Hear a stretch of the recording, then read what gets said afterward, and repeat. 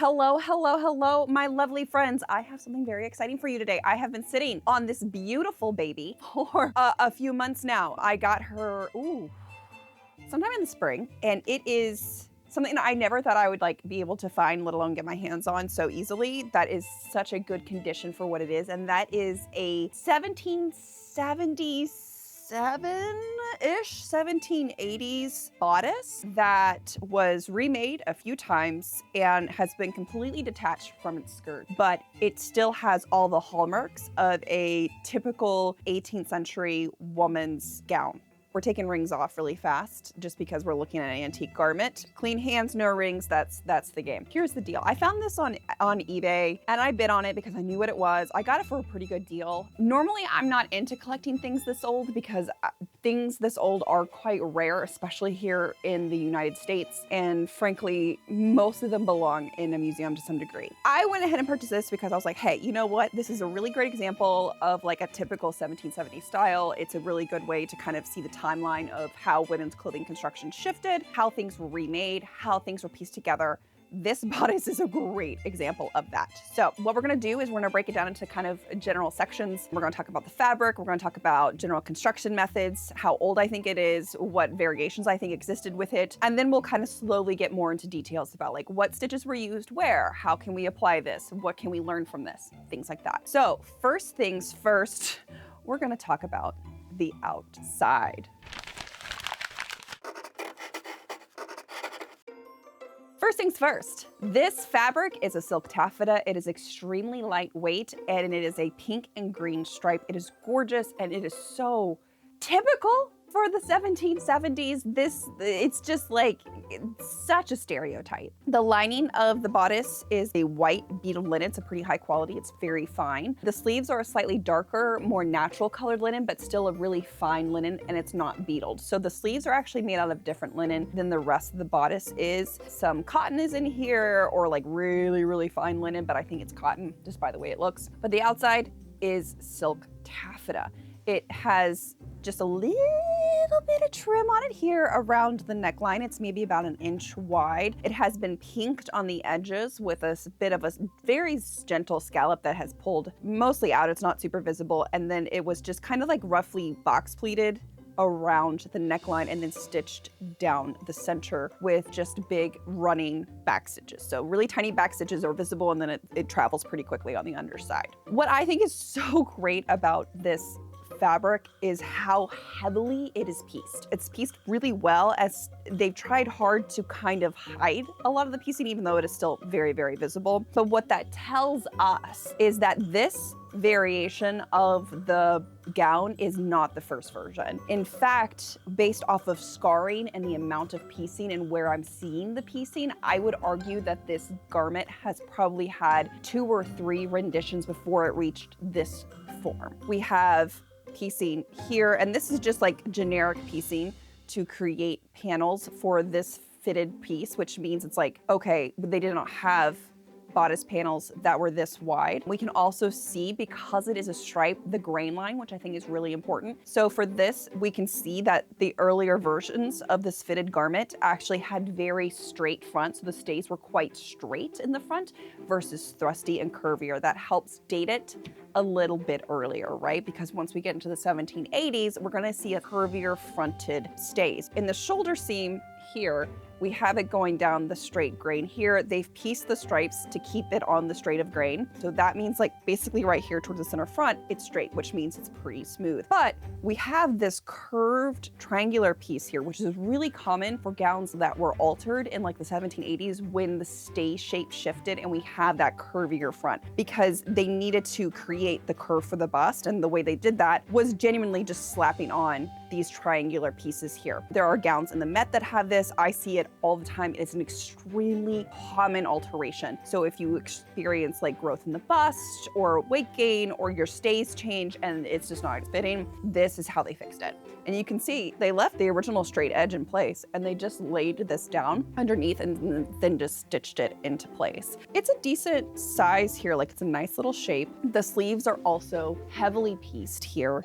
Not only are they pieced just to put it together, but they were enlarged here.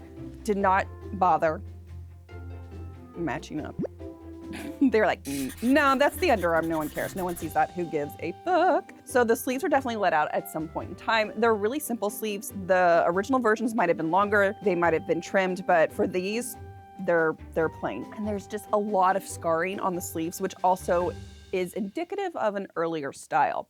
I'm coming to you live from my bed to tell you all about the sponsor of this week's video, which is Birch Mattress. And if you've never heard of Birch Living, they are a sleep product company that specializes in fantastic mattresses that are made from natural and organic materials and are fiberglass and polyurethane foam free. They have 3 different types of mattresses: their original natural mattress, the Luxe mattress, which is what my dogs particularly love, and then they also have a kids mattress now. Birch Mattress is a fantastic product, guys. I've been using Birch Mattress.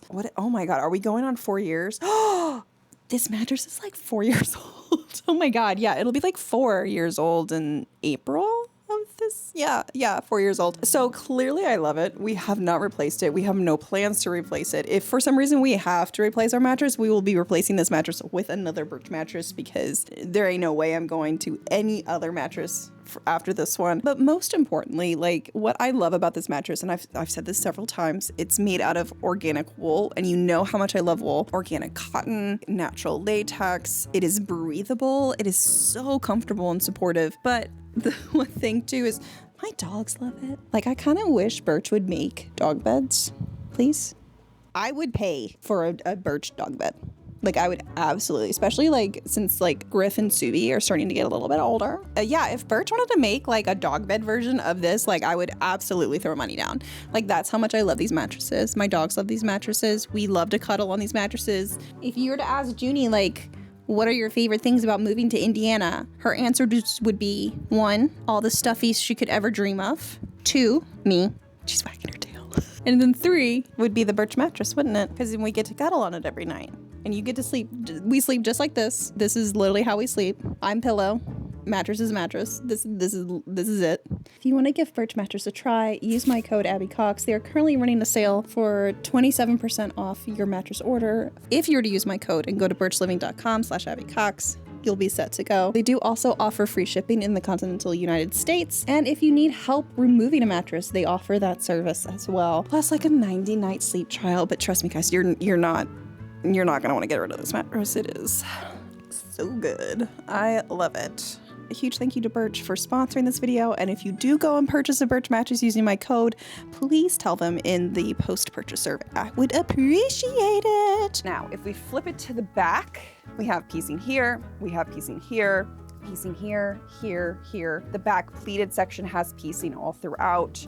But what is really interesting is there's also scarring. There's old stitching and scarring from stitching pretty much all over this. So in its first variation, I think it was a sack. And that could have been anywhere from like the 1760s to the very, very early 1770s. Like, I'm talking 70 to 74. Based off of how these are pleated, because they kind of straighten out down here, which is a bit of a later style, I would then say it was remade into a fitted nightgown style with the pleated back, probably around 75 to 76. And it's really easy to pick a sack apart and then bring it together. But if it's a sack with a stomacher, which it probably was, we're not gonna necessarily have full center front closing pieces, right? Like, there's not gonna be enough fabric there. So piecing the front then, like they did, where it's down here, right where it would line up with a stomacher, makes sense. So this, honestly, center piece could have been the stomacher that was then remade and reattached. And then variation number 2, like I said, was this pleated back.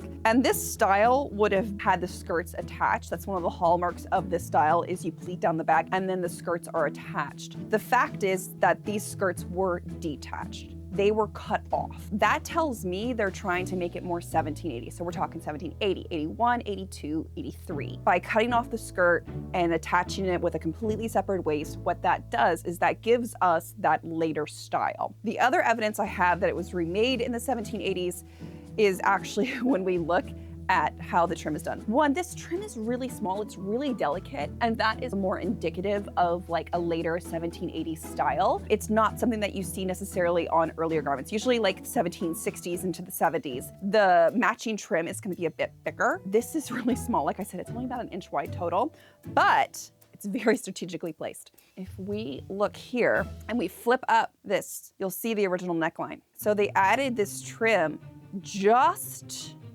big enough to hide where they had to lengthen the top of the bodice because it was sitting too low. Now, it could be sitting too low because the stay shape changed, and because it's thrustier, it just kind of dropped a little bit more, and all of a sudden, like, the stay line was showing. They might have been like, oh my gosh, my nippy knops are like going peekaboo, and I'm not like down for that. I need to hide those girls. I don't know. But the original neckline was too low in that final stays variation. And so instead of just letting it be pieced there, they made this matching trim, which just sits on that line there to cover up that pieced moment. And they didn't do a good job on the inside either. Like, you can see that they just attached it here. It was just quickly running stitched into place. And then they just left the edge raw here at the top, they didn't care. And they also did this, they did the top edition before they added the triangular piece. Now, the other hallmark of like typical 1700s construction, which is 18th century construction for those of you at home who might be getting confused, this is not an 1800s bodice, it's an 18th century bodice, which means it's 1700s, is that the shoulder strap is separate. The shoulder strap is just a rectangular piece, it's cut on the straight of grain, and it's just slapped on there, baby. And then it's mostly covered up by the trim. Like, the trim covers up almost the entire shoulder strap. So this shoulder strap is really narrow. So that also tells us this is a very wide neckline too. And you can see that, like, it's almost off the shoulder. Like, look how wide that is. That's crazy wide. This is just another example of how we know it's a later style. Shoulder edge to shoulder edge, right? Yeah, almost 15 inches. Just for a reference, like, my shoulder bone is 16. So yeah, that's like someone as broad-shouldered as me on the edge of their shoulders. So it's wide. It's a wide neckline.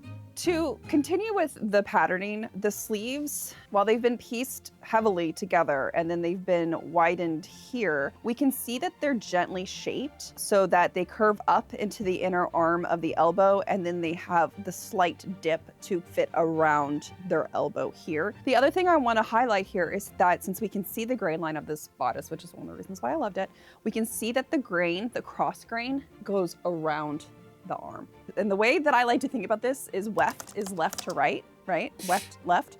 Warp is warp speed forward, right? So if the stripes are woven so they're on the warp, which makes sense, then this is like down the front, right? But the warp is wrapping around the arm versus the weft, which would be this way. So if it was on the weft, it would actually be like going down the arm, but they're not. They cut it so the stripes wrap around the arm. This is a classic hallmark of 18th century gown construction, that if you're doing something with stripes, the stripes really should be going around your arm, not down your arm. And of course, it being 18th century, it is entirely hand sewn. Now let's turn her to the inside and let's start exploring some notes we have here with the construction. So first things first, one of the things you'll probably notice that is a little surprising is that half of her bodice front has hooks, and that there are hand-stitched bars that correspond with the front. They also don't go all the way down. I wondered if this was like a 19th century edition or if it was an 18th century edition, but sorry. Looking at the bars here, the thread is not so different from the other thread that's used in the construction, which is not really the best thread, to be honest. Like, some of it's kind of shitty thread. And the way that these eyelets are done is these are definitely pre-industrialized hooks. I said eyelets, I meant hooks. Also, the way that it's curved matches the curve of the center front and the way it kind of tucks in. So I think that what they did for this style is the top half is hooked and eyed, and then it leaves the bottom half just to be overlapped and gently penned. Because when you're wearing this style, like, most of the tension is from like the bust to the waist, and then when you get like down here, it's kind of just like, make it cute. Sometimes it's hidden under aprons, you know, it's just, you can leave it open if you're pregnant, like, or just having like a day where you're like, I don't fucking think so. So I do actually think that this gown was hooked and eyed at the center front, which is interesting. It's not completely unheard of, it's just not the most common thing. The other thing is that the way that the lining is attached to the silk. With people who do recreation work, there is this weird tendency to either undersew it, aggressively undersew it, or aggressively oversew it. And people want to do like insane back stitching and things like that. But in reality, so long as it looked clean on the outside, it doesn't really matter what was going on the inside. And a running stitch can be a really effective way to put pieces together. And so the lining for this garment is attached in the neckline and down the front and then up to this point before the skirts are attached with just a running stitch. Now it's a tiny running stitch. It's not super big. It goes all the way to the other side, but it's not a basting stitch where it's super big. It is meant to look really tiny on the outside. So it's a fine running stitch, but it's still just a running stitch. Like, it's not complicated. Now where it's hidden up here, it's a much bigger, coarser running stitch. But if we were to look underneath, like in the original stitch point here, we can see that it's much finer. It's a much tighter stitches to the inch. And that's it. That's it. It's just a running stitch. Like most of this bodice is put together with running stitches, okay? And then because this gown had the skirts completely detached, what we see here on the inside is we see that the raw edges have just been folded up and then just quickly whipped over into place. And they're not finished. The edges are raw, and they line up to where the skirt was attached. So we have the finished raw edge of the lining here where it was just running stitched in, and then the minute we know where the skirts are gonna be attached, boom, we just fold that raw edge up. So that's done on the body. Like we have the body there, we're folding that bit up, and we're just pinning that into place knowing that that's where the skirt is going to go. So we can fit this entire bodice to the body before we finish it. And I know that's also how this was done because of how the side pieces are attached. This is the weed time, guys. With 18th century gowns, we usually only have two fronts and then the back. The back can be one piece, the back can be multiple pieces, pleated, whatever. But there's no like side pieces here. There's no like additional pieces here or side back pieces in the same way that there are in later gowns, or like if you go into like the 1870s, you know, we have shaped piece, shaped piece, shaped piece. No, it's very simple construction, right? Most of the fitting is going to come in the side seams here and then a little bit at the front. So the easiest way and the way that I like to fit these garments is that I like to fit the lining. So it's really easy. You running stitch here, right? So you have them all attached. It's good to go. We know where they're supposed to be, but it's also easy to adjust if you need to adjust it, right? Yeah, see where I'm going with this? And then you put the lining on the body and then you fit the lining to the body. You leave the silk loose. We don't care about that. That's not our problem. Then you're gonna come in, stitch the lining into place. And then when that's stitched into place, you bring the silk over, you lay it down, and then you fold the curve the way you want it to look. And then you top stitch that from the outside. The way that this was constructed, and it's badly done, like it's not fine at all, is the lining was stitched down first and then the silk was stitched down over top. And we know this because the stitching here on the lining does not come through to the silk. And while yes, you can do that very carefully, the reality is that this fabric is extremely thin. And if you're moving quickly, like that's not a priority. So the way to prevent those stitches from coming through and like creating bubbling or just not looking good or like scarring the silk is you just don't have the silk in the way. Like you have the silk out of the way. The silk is not there. And so that's why we also can see how the silk back stitching does not correspond with the lining stitches either. They were not fit at the same time. You want the lining to fit. The silk is just the pretty part that goes over. You can see that the sleeves here, the shoulder straps, they're just left raw.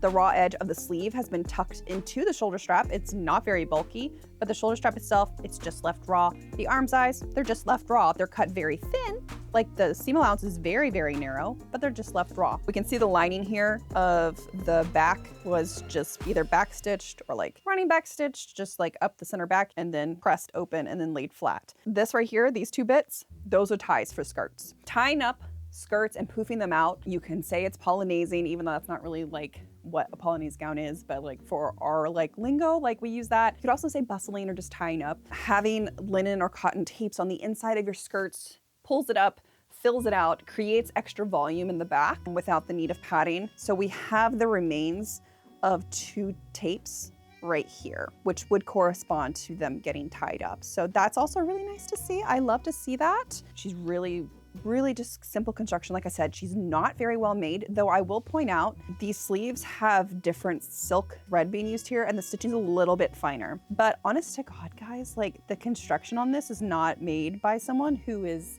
an extremely fine sewer. I'll put it that way. They can fit, obviously, but it's not super fine. We have some of the like sleeve linings like coming out here.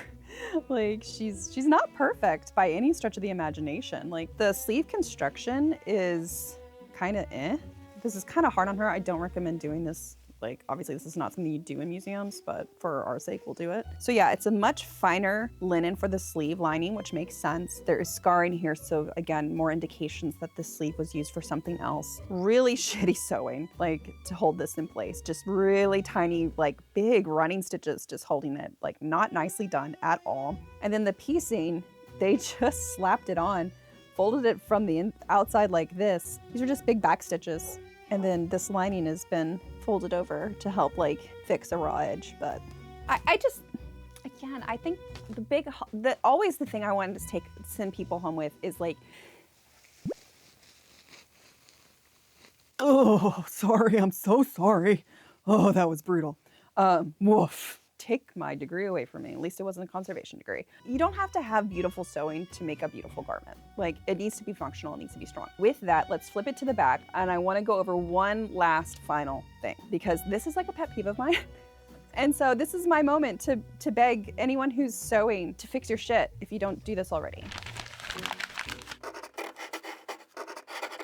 When it comes to design work, spacing on the stitch is a part of the construction, but also a part of the design. And this is something that I see get skipped over a lot. And the way I was taught is you basically want to space your stitches out so they make a square. Okay, we're making a grid. This is a beautiful example of this. When you look at the pleats here, the stitches are spaced out that they are the same distance between the stitches as they are from the edge of the pleat. And this creates just a really satisfying grid and a really satisfying pattern to look at when it's on the body. You can do the same approach on the side seams, but you also, like this gown, will see it done slightly differently. Where on the edge here, on the curve here, we'll do, again, it's still a spaced back stitch or a prick stitch or a top stitch. It's meant to be visible. So it's really small on the outside, but they're closer to the edge and they're closer together. So one could still argue a bit of a grid shape, but just not quite as refined as these pleats. So if you were doing 18th century like gown construction or any sort of hand sewing with pleats, consider doing it this way, please. It is so much prettier than like sticking it right on the edge. It doesn't look as good. Like having this space here, allowing the fabric and the stitching to just like breathe and coordinate together is just so satisfying. It's also really fun to stitch this way, and I just think it looks a lot better. I understand here with the strong curve that you might not want that because it can cause, like, it can flip out and stuff, but in the backs, guys, just space that baby out right there. For those of you all who also are curious about measurements, because we do love a good measurement moment, let's find out. So we'll just do edge to edge. I mean, like, so then we can just like subtract a little bit. Okay, so there.